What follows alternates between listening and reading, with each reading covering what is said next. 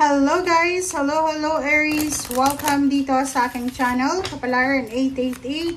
Welcome! Alamin natin kung anong messages, vibration, Aries, energy para sa lahat. Thank you sa lahat ng Aries na patuloy na nanonood dito sa Kapalaran 888. Sa mga nagsusubscribe guys, thank you sa inyong lahat. And doon sa mga bago at dati kong subscribers, thank you guys. Okay?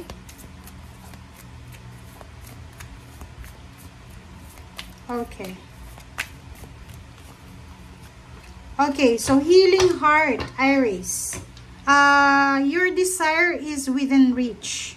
Have faith as everything is working in your favor. You're a powerful healer. Keep up the great work. Healing heart.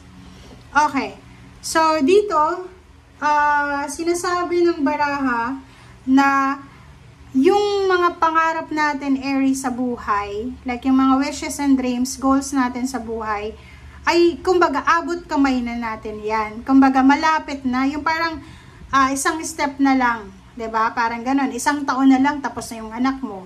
Ikaw, tapos ka na sa kolehiyo, 1 year na lang, parang ganon. So, isang step na lang, pwede ka nang ma-promote, parang ganon, madagdagan yung sweldo mo, ma-regular, parang ganon. So, dito sinasabi na kailangan mo daw ng faith, kailangan mo magtiwala, okay?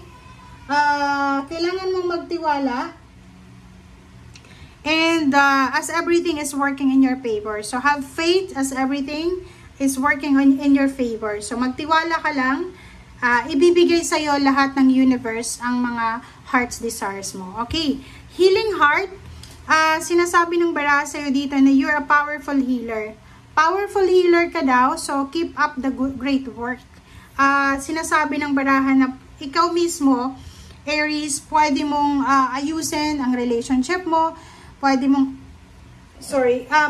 ayusin yung mga misunderstanding, pwede mong ayusin yung situation mo, and sinasabi ng baraha sa'yo dito na ano man ito na mga pain and heartaches or anything na negative na nararamdaman mo or sitwasyon, ay posibleng maayos na to. So, this healing heart card is para siyang 10 of swords, na dumaan ka sa 9 of swords, dumaan ka sa problema, dumaan ka sa kalungkutan, sa grieving period, pero ngayon sinasabi ng baraha sa'yo, Aries, na you're healing, diba? May healing tayo ngayon eh.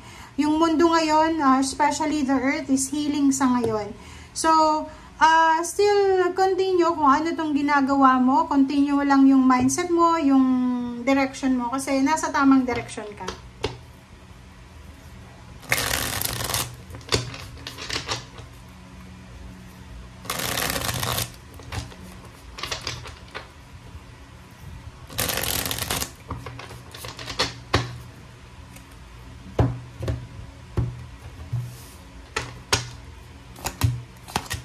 Okay, first two cards natin is Queen of Rods and the Empress.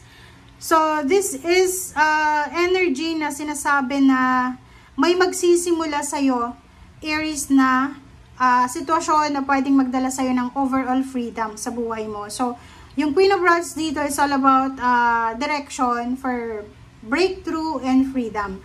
So, makakalaya ka sa kung ano man na, yun nga, your healing, diba? Makakalaya ka sa kung ano man na stagnation, restrictions, or negative karma. Next is the Empress. May magsisimula dito eh. It's either new relationship, new mindset, new habits, new hobbies, new work, new career.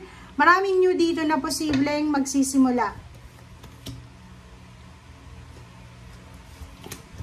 Okay, yung the World card dito. So, this World card and 10 of Swords, eto siya. Isang baraha lang. Sinasabi na you're healing. You're powerful healer.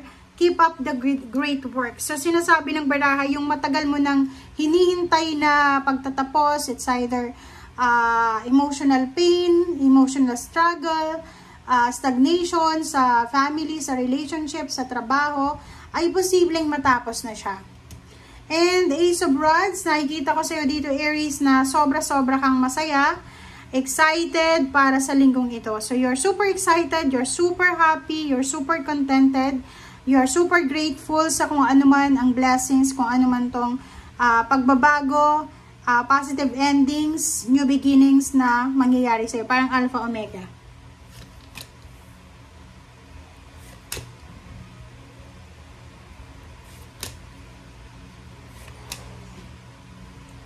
Okay. Next card natin is Two of Rods and Ten of Pentacles. And Judgment, Ace of Pentacles, and Four of Cups. So, dito sinasabi ng Two of Rods na meron kang, kumbaga, bibigyan ka ng pagkakataon ng universe para makapili. Diba? Bibigyan ka niya ng choices and option. These choices and option may be international job, international career, or local career. Or pwedeng dalawa to, pwedeng OFW ka, or ex-OFW. Bibigyan ka ng pagkakataon ng universe na makapili talaga kung ano dito yung gusto mo. Pwedeng dalawang trabaho, dalawang love life, dalawang career, dalawang company, or kung ano man yan na pwede mong pagpilian.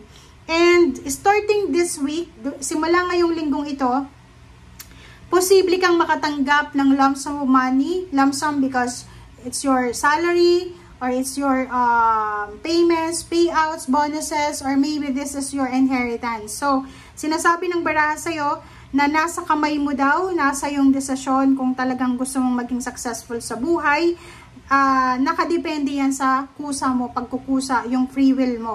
Okay, Aries?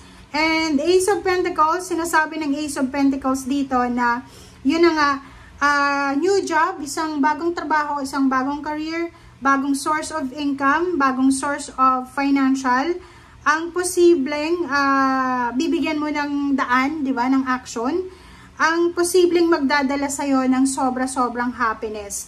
Yung Four of Cups dito is all about emotion.